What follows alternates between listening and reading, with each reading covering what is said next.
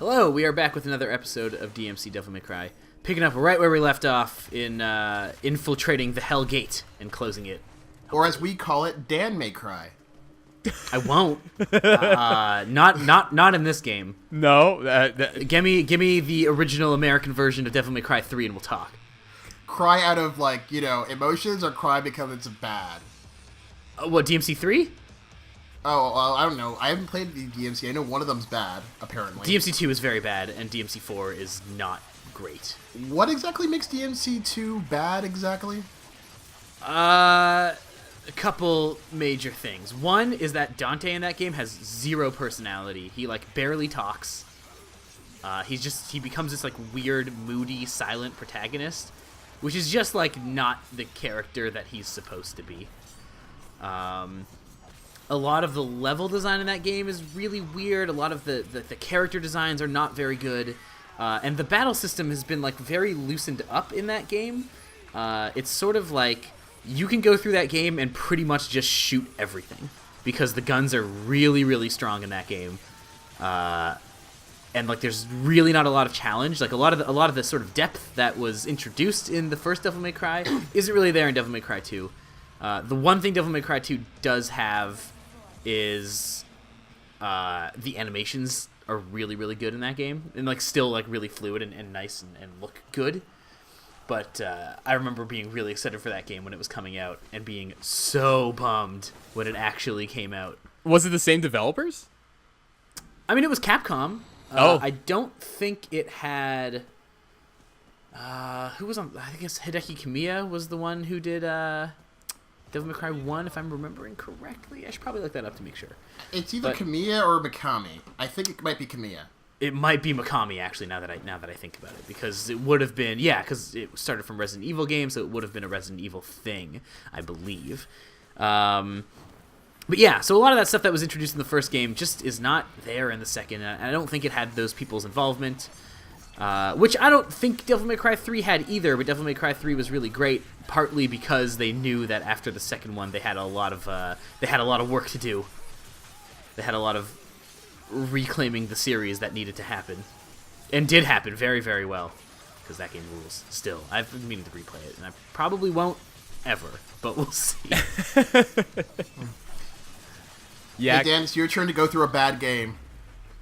No, I will not. I will only play through good games on this channel. That's my word. I will never waste time. I will never waste my time on bad games. Okay, viewers, just keep that in mind forever so that when Dan finally does play a bad game, you can call him out on it. It's not gonna happen. I can't, first off, I have too little time in my life to spend it playing bad video games, and I certainly don't have enough time in my life to spend it playing a bad video game, watching the whole thing again to commentate over, and then edit videos around it. We're still on for Sonic Shuffle, right? Right, guys? Right? Okay, fine. Fair enough. Okay. That wouldn't be me recording it, though. That would be us just playing it, and, I don't know. I'd probably get you to do it, Will. Yeah, I had a feeling. I have a feeling I'm the one who's going to take care of that one. You're the guy for it.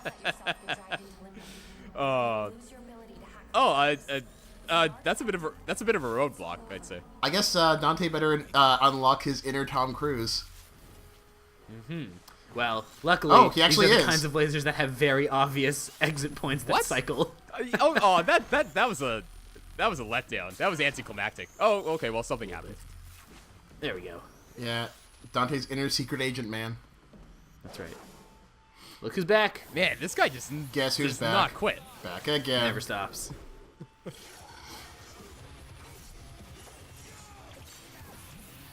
Yeah, going back to what we were talking about earlier, I always find Capcom's hit and miss with stuff. Mega Man is the first example that comes to mind. They have such different, each game, it's weird because each game is so formulaic to the other. But I don't know, sometimes they're just some are glitchier than others, and God help them with their spelling and grammar. The Phoenix Wright games can be oddly misleading for the wrong reasons. Usually just because grammar or spelling is off, and that is true. Yeah, I think that's the last game you want. I don't think that's true. I think that's mostly just the design of those games. Those games as adventure games, a lot of the time has the adventure game problem of like, oh, I know what I have to prove. I'm pretty sure I know what I need to prove it, but there are a couple items that could prove this, and now I just have to cycle through all of them because I don't know which one the game actually wants me to do. That is Phoenix Wright in a nutshell. Yeah, I mean that's an adventure game thing. That's just how those types of games work generally. Yeah, well, my big problem with it, and with I guess those kind of games sometimes, and I did it. Look at that. Bounce it back. My big problem with those kind of games, and Phoenix Wright is guilty of this in a few instances that I can't specifically remember at right now, is when you know, it's like Dan said, you know you have to prove something, you know what you have to prove, and you do it, but it's either not the right time or not in the way the game wants, the order the game wants you to do it, and it just sort of just says, oh no, you got it wrong. I'm just like, what are you talking about? No, and then you figure it out, and it's like, that's what I said like 20 minutes ago. Press everything. Press every single statement. And then the thing that I hate the most is when you have to press a statement like, you have to press like the 5th statement from the testimony, and then you have to go back and press the 2nd statement Oh God, I to get hate a that. new statement. It's like, Jesus Christ. Like, how are you supposed to know? Yeah. Back to your point of like Capcom being inconsistent or whatever. I think that's why it's important to remember that like companies aren't people. Absolutely. Unless, except in American law. Except in American law, then they're totally people. You brought that up this was brought up on another episode of something that we recorded. Yeah, I think and I trying to still get to have yet to something look else, up if that's actually true. But I'm pretty sure, like they it's stupid, but for some reason, I'm pretty sure at least in the U.S., like corporations are treated as people. That's in terms of like legality, but I think Dan was trying to get to something more about like the functionality. Yeah, like when I'm like, companies are made up of people. They're made up of a lot of people. A company like Capcom is made up of hundreds of people. It's not like you're playing a game by the same group of people every time, even within the same series. So like expecting consistency or whatever, unless it's a small team, is a really hard thing to do. I mean, Capcom also was a developer and a publisher, right? Yeah, that's very true. They're not always doing stuff in-house, not all the time. So it's just like important to remember that stuff. It's the same thing with like even like like a game, even like Dante, take this. Even a company like Platinum, which is similar to Capcom but like smaller but kind of mid range. It's still the same deal. Like sometimes like Platinum games used to be, every time you got a Platinum game, it was actually by the same people, and it was always awesome. And now Platinum has grown, and sometimes you get some bad Platinum games that come out.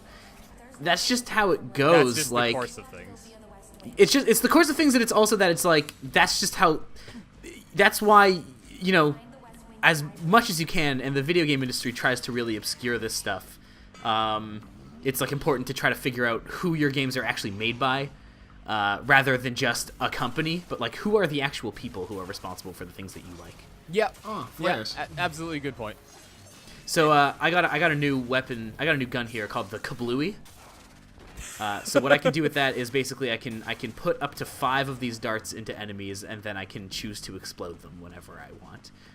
I don't actually use that gun very much, but it's useful in certain situations. I love using like the silliest weapon in the game to like finish off the final boss in something. Yeah, I mean it's still useful. What's really nice about it is that you can be like, you can plant it and be like, okay, I'm gonna just deal with you later, and then move on to fighting another enemy, and then when that enemy comes up to charge you, you can just blow it up. I imagine that's great for like crowd control, because like you plant it on one enemy, and then if they get like stuck in a horde of other enemies, you can just blast them all to hell.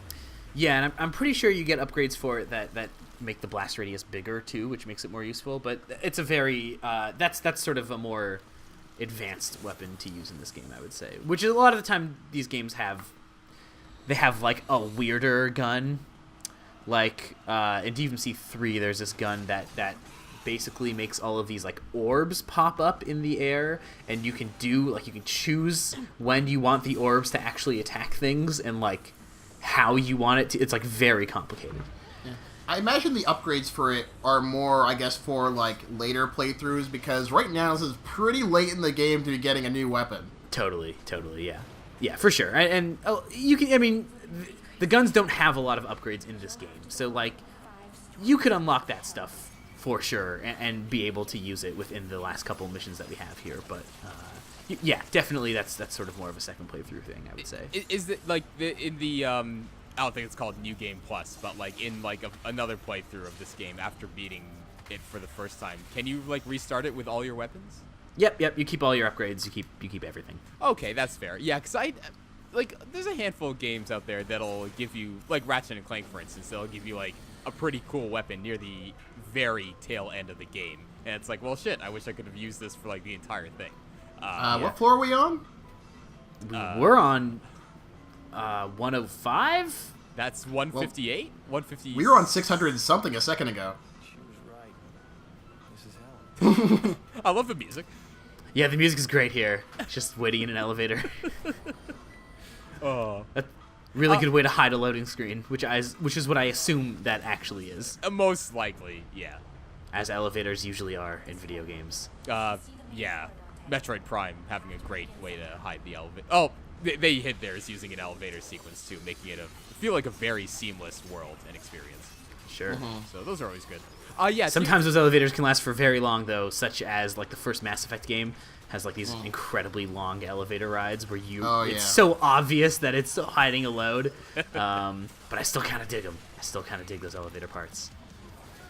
Yeah, one more. So the Kablooey is actually really good for these big guys because you can, if you get enough of the darts on them, and I think you can get up to 5 usually. I think when you start, I think you can eventually get more. I could be wrong. 5 might be the maximum that you eventually unlock. What did you just do? You just like elbowed the thing to death, and it you elbowed it and it blew up. Oh, that was just me activating the Kablooey thing.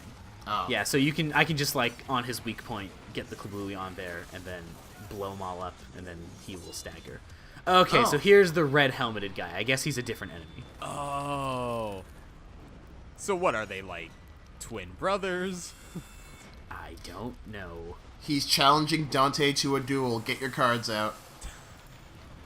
There's that Yu-Gi-Oh reference. I can't believe that's where you go when you think of a duel. Oh, but that's an obvious one, right? Oh yeah, it's not like duels were a thing that happened for centuries to and are also a huge thing in like Western media. Anyways, I don't actually know what's different about this guy from from his, let's call it his brother. His face is red. Yeah.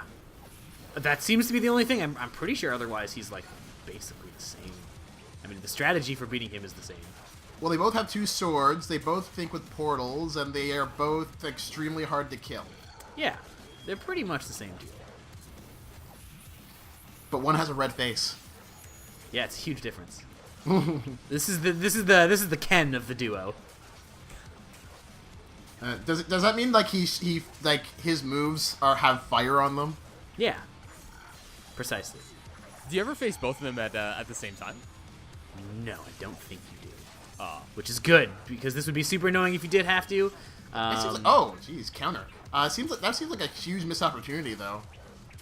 You actually might. You definitely do in the second playthrough, like in the harder playthrough with the remixed enemies. All I right. do not recall if you do it in the normal playthrough. Because I feel like you could do like a twin Rova kind of thing for those of you who played Ocarina of Time, where you use like one, right. Yeah, where you use like one of their attacks against the other and vice versa. Oh, Nope. Oh. And that's how Mundus ruled the world. that's right. one slip. That's it. One That's all it slip at a takes. time. What a way I to believe go. we've for already nothing. established that you guys haven't seen Edge of Tomorrow, but Edge of Tomorrow was pretty much that. I really want to see that. I really have good. that movie. I actually think I have a copy of that movie, and I just haven't cracked it open. You should totally watch it. It's quite a good. I've read the manga. That is actually Right, based I on. forgot that it was based on a manga. Wait, Yeah. this is the Tom Cruise one? Yeah. It's based off of a No Japanese way. manga. The Japanese manga has like a really weird name called it's All You Need Is Kill. That's such a good name. As expected. That's so good. As expected. Total awesome English name.